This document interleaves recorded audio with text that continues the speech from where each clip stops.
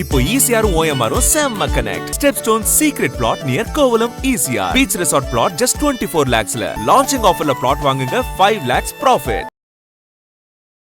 இப்ப சிங்கப்பெண் படையெல்லாம் அமைச்சிட்டாங்க. இன்னமும் இந்த மாதிரி சம்பவங்கள் நடந்துகிட்டே இருக்கு. இது எந்த மாதிரியான ஒரு நோக்கத்துல போயிட்டு இருக்கு சார்? இது முதல்வர் விஜய் அவர்கள் சொன்னது போல தனி மனித ஒழுக்கத்தின் கோளாறுகள் தான் இது. குறிப்பா இந்த பல குற்ற சம்பவங்கள்ல வட இந்தியர்கள் தொடர்பு இருக்கு. இந்த 3 வயது சிறுமி விவகாரத்துல கூட ஒரு வட இந்திய இளைஞர் கைது செய்யப்பட்டார். இங்க சிங்கப்பெண்கள் பாதுகாப்பு படை உருவாக்கிட்டாங்க. அதனாலேயே குற்றங்களை தடுத்துட முடியுமா? ஏன்னு சொன்னா சிங்கப்பெண்கள் பாதுகாப்பு படை வந்த பின்பு வேண்டுமானால் நடவடிக்கை எடுக்கலாம். நான் என்ன கேட்கிறேன், அவங்களுக்கு ஒரு பிரத்யேக எண்ணெய் கொடுக்கலையேங்க. சட்டம் ஒழுங்குல விஜய் கவனிக்காவிட்டால், இன்னும் தீவிர கவனம் செலுத்தாவிட்டால், மக்கள் நேற்று வரை விஜய் அவர்களுக்கு எதிர்வாக்கல் இல்ல. அப்ப நீங்க என்ன கூர்மைப்படுத்துங்க, அவருக்கு கண்ட்ரோல்ல தான் இருக்கு காவல்துறை. அவர் இனியும் கவனம் செலுத்தாட்டா மக்கள் நீண்ட காலம் இதை ரசிப்பார்கள் என்பதாக எனக்கு தோன்றல. பெரும்பான்மையான பேர் நித்தம் நடக்கக்கூடிய கொலை, கொள்ளை, பாலியல் வன்கொடுமை சம்பவங்களை பாக்குறாங்க. அப்ப சினிமால விஜய பாக்குறாங்க. அவர் அங்க ஒரு சூப்பர் ஹீரோ மாதிரி எல்லாரையும் காப்பாத்துறாரு. அப்ப விஜய் வந்தால் மாற்றம் நடக்கும், வெளிப்படைத்தன்மையோட இருக்கும், அந்த நம்புறாங்க. பட் இப்ப அந்த இடத்தை அது கேள்விக்குறியாக்கி இருக்கு. ரோட்ல போய் ஹெல்மெட் அபராதம் அடிக்கிறதுக்கு ஒரு இன்ஸ்பெக்டரையும் எஸ்ஐயும் கான்ஸ்டபிள் வைக்கிற நீங்க போய் டாஸ்மாக் வாசல்ல நிறுத்துங்க. குற்ற சம்பவங்கள் எங்க நடக்குதோ அந்த கஞ்சா கட்டுப்பாட்டுல போய் நிறுத்துங்க. நீங்க திமுக, அதிமுக, தாவேகா என்று வருகிற பொழுது மக்களுக்கிட்ட இன்னும் விஜய் அலை நீர்த்து போயிருச்சு அப்படின்னா நான் சொல்லல. நீங்க நாங்க அறிவு திருவிழா நடத்தணும் என்ன பிரச்சனை? அறிவு திருவிழா நடத்துறவங்களே அறிவோடு தான் தேர்தலை அணுகுனாங்களான்னு கேள்வி வந்துருச்சு. களத்துல வீட்டுக்குள்ள திமுகவுடைய திட்டங்கள் போயிருக்கு. ஆனா உங்களை திட்டவர் ஏற்கனவே வீட்டுக்குள்ள போயிட்டாரு. என்ன வேணும் ஸ்கூலுக்கு, எல்லாமே இங்க இருக்கு. Super Saravana stores, Chennai, Madurai, Kovai.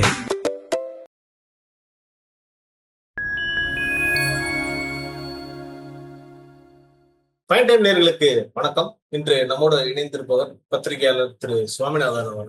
Sir வணக்கம். சார் வணக்கம் சார். தமிழ்நாட்டுல நாளுக்கு நாள் பாலியல் வன்கொடுமை சம்பவங்கள் அதிகரிச்சுக்கிட்டே போதா எல்லா முன்னணி தலைவர்கள், அரசியல் தலைவர்கள் எல்லாம் குற்றச்சாட்டு வச்சுக்கிட்டே இருக்காங்க. கூட நயினார் நாகேந்திரன் அவர்கள் சொல்லியிருக்காரு, 2 நாள்ல பாத்தீங்கன்னா 20 பாலியல் வன்கொடுமை சம்பவங்கள் நடக்குதுன்னு சொல்லியிருக்காரு. இப்ப சிங்கப்பெண் படையெல்லாம் அமைச்சிட்டாங்க. இன்னமும் இந்த மாதிரி சம்பவங்கள் நடந்துகிட்டே இருக்கு. இது எந்த மாதிரியான ஒரு நோக்கத்துல போயிட்டு இருக்கு சார்? இது முதல்வர் விஜய் அவர்கள் சொன்னது போல தனி மனித ஒழுக்கத்தின் கோளாறுகள் தான் இது. தனி மனித ஒழுக்கம் என்பது இன்றைக்கு சமூகத்துல ஒரு பெரும் பிரச்சனையாக மாறி இருக்கு. ரொம்ப குறிப்பா இந்த பல குற்ற சம்பவங்கள்ல வட இந்தியர்கள் தொடர்பு இருக்கு. இந்த 3 வயது சிறுமி விவகாரத்துல கூட ஒரு வட இந்திய இளைஞர் கைது செய்யப்பட்டார், பீகார்.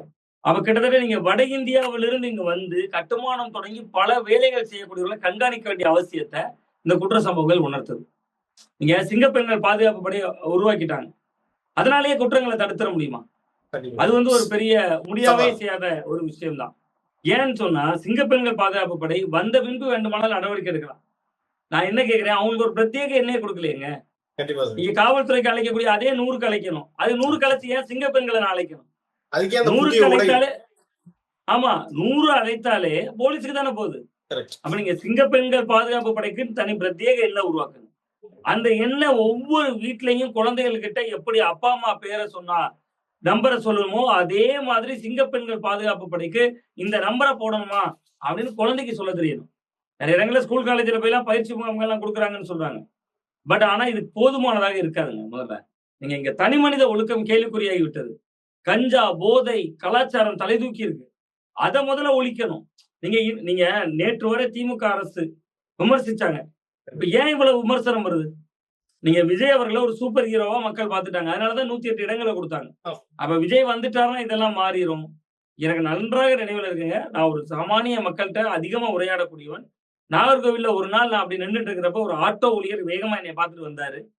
என்ற ஒரு வார்த்தை கேட்டாரு. ஒரு ஆட்டோ ஓட்டுநர், என் பிள்ளை வெளியூர்ல படிக்குதுன்னு, இப்பெல்லாம் டிவியை பார்த்தாலே பயமா இருக்கு, நியூஸ் எல்லாம் கேட்டாலே பயமா இருக்கு, இந்த ஆட்சி எப்படியாவது போயிரும்லன்னு கேட்காரு. எப்ப கேட்டாரு? போன திமுக ஆட்சி நடந்துகிட்டு இருக்கும்போது. அப்ப கிட்டத்தட்ட மக்கள் மன்றத்துல சட்டம் ஒழுங்குதான் இந்த ஆட்சியை தந்தது, விஜய் மட்டுமே தந்துட்டாருன்னு அர்த்தம் இல்ல. அப்ப அந்த சட்டம் ஒழுங்குல விஜய் கவனிக்காவிட்டால், இன்னும் தீவிர கவனம் செலுத்தாவிட்டால், மக்கள் நேற்று வரை விஜய் அவர்களுக்கு எதிர்வாக்கல் இல்ல. அப்ப நீங்க என்ன கூர்மைப்படுத்துங்க. நான் என்ன சொல்றேங்க, இன்னைக்கு ரோட்ல இருந்துட்டு ஹெல்மெட் போடாம போறவன அபராதம் போடுறதுக்கு லா அண்ட் ஆர்டர் போலீஸ் எதுக்கு? சென்னை போன்ற பெருநகரங்கள்ல தான் அந்த வேலையை டிராபிக் போலீஸ் பண்றாங்க. நான் நாகர்கோவில் மாதிரியான ஊர்ல இருந்துட்டு நான் பேசுறேன். இந்த ஊர்கள்ல அங்க எங்கேயும் நடந்து குறுக்க நெடுக்கையும் கையில அந்த மிசிரை வச்சுக்கிட்டு டார்கெட் எங்க போடணுங்க? நீங்க குற்ற சம்பவம் நடக்காம தடுக்கிறதுக்கு போடணும். ஆமா. டார்கெட் வந்து காவல் நிலையத்துல ஹெல்மெட் கேஸ் போடுறதுக்கு டார்கெட் கொடுத்தா முந்தைய திமுக ஆட்சியிலும் இதேதான் பண்ணாங்க. விஜய் அரசியலும் இதைத்தான் பண்றாங்க. அவருக்கு கண்ட்ரோல்ல தான் இருக்கு காவல்துறை. அவர் இனியும் கவனம் செலுத்தாட்டா மக்கள் நீண்ட காலம் வந்து இதை ரசிப்பார்கள் என்பதாக எனக்கு தோன்றல. களத்துல முதல்ல விஜயை கணித்ததும் நான் தொடர்ந்து சொல்லிட்டு இருந்தேன். விஜய் அலை வீசுது, விஜய் அலை வீசுதுன்னு. அந்த அலை இப்பொழுதும் வீசுது. இது விஜய்க்கு எதிரான அலையாக மாறாமல் இருக்க வேண்டிய பொறுப்பு விஜய்க்கு தான் இருக்கு. விஜய்க்கு வார இருக்கு. வாரம் சனிக்கிழமை அதிமுக மாவட்ட செயலாளர்களையும் அதிமுக முன்னாள் எம்எல்ஏக்களையும் கூட்டு வந்தா அட்மிஷன் நாங்க சார். அது சரியாகாது. அது கட்சி கட்டமைப்பு. இங்க தமிழ்நாட்டு கட்டமைப்பு கேள்விக்குறியாயிட்டு இருக்குங்க. கண்டிப்பா. அவங்க கட்சியை வந்து கட்டமைச்சிட்டு இருக்காங்க. ஆனா பாதுகாப்பு விஷயத்துல கொஞ்சம் கோட்டை விடுறாங்க அப்படின்ற மாதிரி எடுத்துக்கலாமா சார்? இது ஒரு ஆரம்ப கட்ட நிலைன்னு எடுத்துக்கலாமா சார்? இல்ல அதுதான் நான் சொல்றேன். சட்டம் ஒழுங்குல ஆரம்ப கட்ட நிலை, இடைநிலை, கடைநிலைன்னு ஒரு நிலையே கிடையாதுங்க. நீங்க தேர்தல் வாக்குறுதி எப்ப வேணாலும் நிறைவேற்றுங்க. நீங்க நிறைவேற்றாமலே கூட போங்க. மக்கள் உங்களுக்கு வாக்களித்தது எதுக்கு? சட்டம் ஒழுங்கு நான் என்னுடைய பார்வை அதாங்க. 2 அலைதாங்க வீசியது. Vijay versus others 1. ஆமா. இன்னொன்னு விஜய்க்கு ஏன் வாக்களித்தோம் என்கிறது 2வது. ஏன் வாக்களித்தோம் என்பதுல வாக்குறுதியா பார்க்கல மக்கள். பெரும்பான்மையான பேர் நித்தம் நடக்கக்கூடிய கொலை, கொள்ளை, பாலியல் வன்கொடுமை சம்பவங்களை பாக்குறாங்க. அப்ப சினிமால விஜய பாக்குறாங்க. அவர் அங்க ஒரு சூப்பர் ஹீரோ மாதிரி எல்லாரையும் காப்பாத்துறாரு. அப்ப விஜய் வந்தால் மாற்றம் நடக்கும். வெளிப்படைத்தன்மையோட இருக்கும். அந்த நம்புறாங்க. பட் இப்ப அந்த இடத்தை வந்து அது கேள்விக்குறியாக்கி இருக்கு. இது வந்து ஒரு இனிஷியல் ஸ்டேஜ் தான் சொல்லலாம். ஆனா நீங்க லா அண்ட் ஆர்டருக்கு அது வந்து நம்மகிட்ட ஏற்கனவே ஃபோர்ஸ் இருக்குங்க. எல்லா படையும் இருக்கு. எல்லாமே இருக்கு. காவல் நிலையங்கள் இருக்கு. நம்ம புதுசா எந்த கட்டமைப்பையும் உருவாக்க வேண்டியது. நம்மகிட்ட காவல் நிலையங்கள் இருக்கு. திறமையான எஸ்பிக்கள் இருக்காங்க. சின்னதா டியூன் பண்ணா போதுங்கண்ணா. ரோட்ல போய் ஹெல்மெட் அபராதம் அடிக்கிறதுக்கு ஒரு இன்ஸ்பெக்டரையும் எஸ்ஐயும் கான்ஸ்டபிள் வைக்கிற நீங்க போய் டாஸ்மாக் வாசல்ல நிறுத்துங்க. குற்ற சம்பவங்கள் எங்க நடக்குதோ அந்த கஞ்சா கட்டுப்பாட்டுல போய் நிறுத்துங்க. 1000 ரூபாய் அபராதம். நீங்க 1000 ரூபாய் அபராதம் வச்சு காவல் நிலையம் ஓடிட்டு இருக்கு. எனக்கு முந்தைய திமுக ஆட்சியில இருந்தே எனக்கு தெரியுது. ஒவ்வொரு போலீஸ் ஸ்டேஷனுக்கும் டார்கெட் 300 கேஸ் போடணும் மாசத்துல 400 கேஸ் போடணும். அவனே எவ்வளவு 4 லட்சம் ரூபாய். ஸ்டேஷன்ல வேலை பார்க்குற யாரு 10 பேரு. 10 பேருக்கு சம்பளத்தை அவன் எடுத்துட்டு வரணும்னு அர்த்தம். இந்த நிலைமை முதல்ல மாறணும். அது விஜய் அவர்கள் மாற்றணுங்கிறதுக்காக தான் சொல்றேன். Okay sir. நம்ம சட்டம் ஒழுங்கு பத்தி நம்ம எல்லாரும் பேசிட்டு இருந்தோம். இப்ப இடைத்தேர்தல் வேற வரப்போகுது. இந்த விஷயம் இடைத்தேர்தல்ல தாவேகாவுக்கு ஒரு பின்னடைவை ஏற்படுத்துமா சார்? இல்ல தாவேகாவுக்கு மும்முனை போட்டியாக இருந்தால் அவர்களுக்கு சாதகமாகத்தான் இருக்கும். நீங்க திமுக, அதிமுக, தாவேகா என்று வருகிற பொழுது மக்களுக்கிட்ட இன்னும் வந்து விஜய் அலை நீர்த்து போயிருச்சு அப்படின்னு நான் சொல்லல. சட்டம் ஒழுங்கு ஒரு பெரும் பிரச்சனையாக இருக்கிறது. அவ்வளவுதான். நீங்க அதை தாண்டி செயல்படுத்தக்கூடிய திட்டங்கள்லயும் இருக்குல்ல. நீங்க இந்த அரசு பல இடங்களில் வெளிப்படைத்தன்மையாக இருக்காங்க. சார்பதிவாளர் அலுவலகங்கள்ல ஆன்லைன் பதிவு என்பது ஏற்கனவே இருந்தாலும் கூட அதை துரிதப்படுத்துறாங்க. அப்படி பண்ணுங்கிறாங்க. லஞ்சம் தவிருங்கிறாங்க. டெண்டர் எல்லாம் நேரடி முறையில ஓப்பனா விட்டுருக்கோங்கிறாங்க. இதெல்லாம் ஒரு தாக்கத்தை ஏற்படுத்தும். அதனால மும்முனை போட்டி தான் வழக்கம் போல தொடரும். நீங்க அதுக்காண்டி தாவேகா அப்பர் ஹேண்ட் எடுக்கணும்னு சொல்லல. தாவேகா தோல்வி அடைந்தோடு நான் சொல்லல. ஒரு ஈக்குவல் ஃபைட்டா தான் இருக்கும். பட் அதிமுக கொஞ்சம் பரிதாபமான இடத்திலிருந்து பேசினால் களம் அவர்களுக்கு ஒரு சாதகம்னு சொல்ல மாட்டேன். ஒரு தெம்பை தரலாம். ஒரு வலுவான ஓட்டை கூட அவர்களுக்கு கொடுக்கலாம் அப்படின்னு தான். Okay sir. நம்ம இடைத்தேர்தல் பத்தி பேசிட்டு இருக்கிறப்போ அந்த 4 எம்எல்ஏவோட அந்த ரெசிக்னேஷனை வந்து கேன்சல் பண்ணணும் அப்படின்ற மாதிரி ஏடிஎம்கே ஒரு பெட்டிஷன் ஒன்று போட்டிருக்காங்க ஹைகோர்ட்ல. இது எந்த மாதிரியான தாக்கத்தை ஏற்படுத்தும்? இந்த கேஸ் எப்படி சார் போக வாய்ப்பு இருக்கு? அது சபாநாயகருடைய முடிவு தான் இறுதியானது. அதுல பெரிய அளவுல நீதிமன்றம் டைரக்ஷன் தான் கொடுக்க முடியும். நீதிமன்றம் அதுல எதுவும் ஒரு தீர்ப்பை கொடுத்து அதன் பேர்ல நடவடிக்கை எடுக்கும் நான் சொல்ல முடியாது. அவங்க என்ன கேட்டா சபாநாயகருக்கு ஒரு வழியை காட்டுவாரு. இதுல இன்னொரு முக்கியமான சிக்கல் இருக்கு. அதை வந்து அதிமுக அதை வந்து அவங்களுக்கு அந்த இன்பத்துறையில சிறந்த வழக்கறிஞர் தான். அவர் எப்படி அதை நோட்டீஸ் பண்ணாம இருந்தாருன்னு தெரியல. நீங்க அந்த 4 பேர் ராஜினாமால 3 பேருடைய ராஜினாமா தாங்க சரி.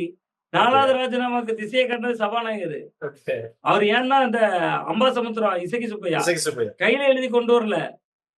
அவன் நீங்க கையில எழுதி கொண்டு வராத வாங்கி வைக்கணும்.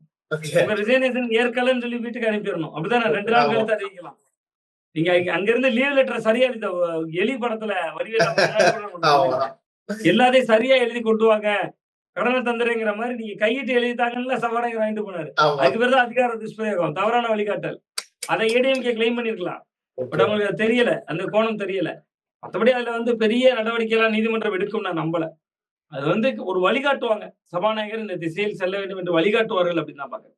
Okay sir. அடுத்தபடியா இப்ப திமுக வந்து ரொம்ப ஒரு மும்முரமா தேடிட்டு இருக்கிறது அவங்க தோல்விக்கு அந்த 6000க்கான அந்த குழுவை வந்து வச்சிருக்காங்க. அறிக்கையும் சமர்ப்பிச்சுக்கிட்டே இருக்காங்க. இப்போ வரைக்கும் அவங்க என்ன சொல்றாங்கன்னா இளைஞர்களுக்கு போதிய முக்கியத்துவம் கொடுக்கல. சமூக வலைதளத்துல இளைஞர்களோட அந்த செல்வாக்கு அதிகமாயிருச்சு. அதையே இவ்வளவு லேட்டா புரிஞ்சுக்கிறாங்க. இல்ல ஒரு கண்துடைப்புக்காக இந்த அறிக்கை கொடுக்குறாங்க. இல்ல கண்துடைப்பு அறிக்கை தான் சார். இந்த ரமணா படம் பார்த்திருப்பீங்க. யூகி சேது வந்து இன்வெஸ்டிகேஷன் பண்ணிக்கிட்டே இருப்பாரு. ஆமா. அவர் எல்லாம் கண்டுபிடிச்சு எல்லாம் முடிச்சிருப்பாரு. இதையே இப்பதான் நீங்க கண்டுபிடிக்கிறீங்களா அப்படின்னு ஒரு டயலாக் வச்சிருப்பாங்க. ஆமா. அது மாதிரி திமுக வந்து ரொம்ப தாமதமாக ஏங்க அவங்க வந்து ஆட்டமே தப்புங்க. களத்துல பாஜகவை திட்டிட்டு இருந்தாங்க. ஆமா. அப்ப இது யாரோட தோல்வி? கண்டிப்பா. நீங்க திமுக களத்துல பாஜக ஒரு சீட்டு ஜெயிச்சிருக்கு. 234 தொகுதி. நீங்க இளைஞர்களை திட்டி என்ன பிரயோஜனம்? விஜய திட்டி என்ன பிரயோஜனம்? தற்கொலைன்னு சொல்லி என்ன பிரயோஜனம்? நீங்க நாங்க அறிவு திருவிழா நடத்தணும்னு சொல்லி என்ன பிரயோஜனம்? அறிவு திருவிழா நடத்துறவங்களே அறிவோடு தான் தேர்தலை அணுகுனாங்களான்னு கேள்வி வந்துருச்சு இன்னைக்கு. கண்டிப்பா வந்துருச்சு. கரெக்ட். நீங்க களத்தில் இல்லாதவர்கள் விஜய் சொல்றாருங்க. அந்த கட்சி ஒரு சீட்டு ஜெயிக்குது பாஜக.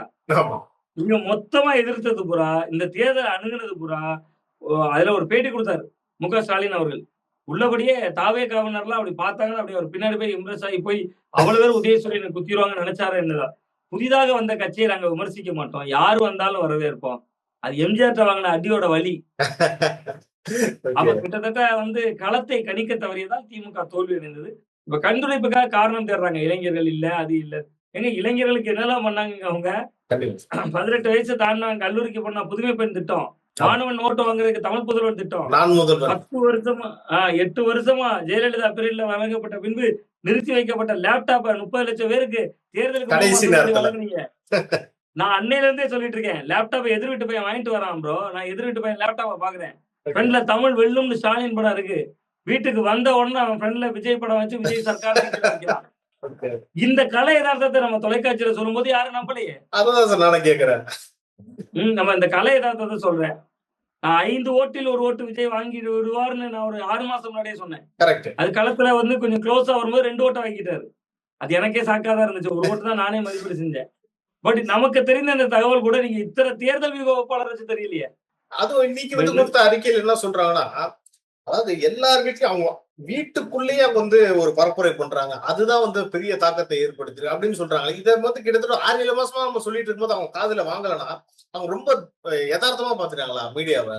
இல்ல அவங்க என்ன நினைச்சிட்டாங்கன்னா, தேர்தல்ல வந்து அவர்கள் திட்டங்களினால் நடந்த பயனாளிகள்லாம் அப்படியே எப்படா தேர்தல் வரும்னு காத்திருக்காங்க. 1,31,00,000 பெண்களுக்கு 1000 ரூபாங்க. 1,31,00,000 ஓட்டு திமுக வாங்கவே இல்லையே. கண்டிப்பா வாங்கல. நீங்க பயனாளி இல்லாதவங்க போடலைங்கிறத விட்டுருங்க. நான் சொல்றேன் 1,31,00,000 பெண்கள் போட்டிருந்தாங்கன்னா 1,31,00,000 ஓட்டு. ஐயோ என் ஒய்ஃபுக்கு பணம் வருதுங்க 1000 ரூபாய் வருது நான் விசுவாசத்தோடு போய் போடுங்க 2,62,00,000 ஓட்டு. கரெக்ட். நான் அதுதான் சொல்றேன். நீங்க களத்துல வீட்டுக்குள்ள திமுகவுடைய திட்டங்கள் போயிருக்கு. ஆனா உங்களை திட்டுறவர் ஏற்கனவே வீட்டுக்குள்ள போயிட்டாரு. அப்ப எல்லாத்தையும் மாத்தி விட்டான். ஆமா திட்டங்களா திட்டுறவரா மக்களுக்கு திட்டுறவரா இருந்துருச்சு. இந்த விஷயம் கலை யதார்த்தம் அவர்களுக்கு புரியல அப்படின்னு தான் நான் உள்வாய்க்கிறேன். ஓகே சார், நீங்க பல கேள்விகளுக்கு பதில் சொன்னீங்க. நேரத்துக்கும் கருத்துக்கும் நன்றி சார். ரொம்ப நன்றி.